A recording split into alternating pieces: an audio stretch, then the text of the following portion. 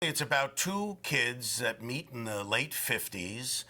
In the book, it's a modern day, but I said it in the late 50s because that's when I was of that age. And they meet when they're like 7 years old.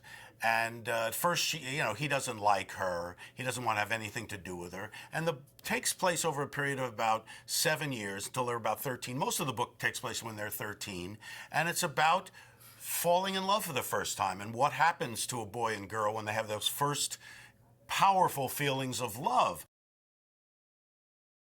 She was the first person that came in to read, and she gave a reading, and I went, well, that's it.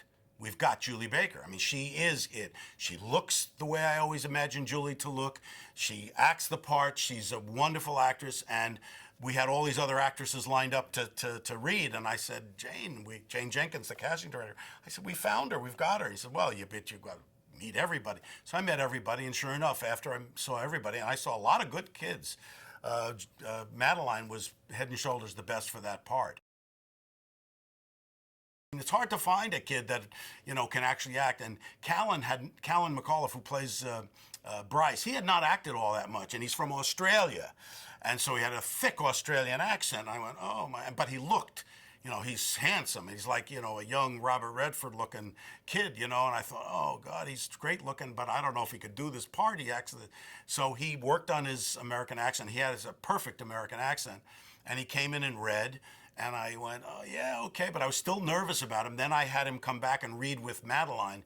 They were sensational together. Sensational, perfect. And funny with this boy, Callan, he puts on the American accent, and the minute you say cut, he goes back to this thick Australian accent. And he can flip back and forth. It's just an uncanny facility that he has. We've got Bryce's parents, Callan's parents are played by Rebecca De Mornay, who's a sensational actress, and Anthony Edwards, who I worked with in The Sure Thing, who's a great actor, and he's brilliant in this part. He's never played a part like this. He's brilliant in it. He's funny and he's real, and then we've got John Mahoney playing the grandfather, and he's kind of the moral compass of the film. I mean, John is just, he's got such weight and ballast, when he enters the scene. He's so strong. He's such a great actor. So he was perfect. Julie Baker's parents are Aidan Quinn, who's a great actor. He's been around a long time and has done some great work, and he's really strong in the film.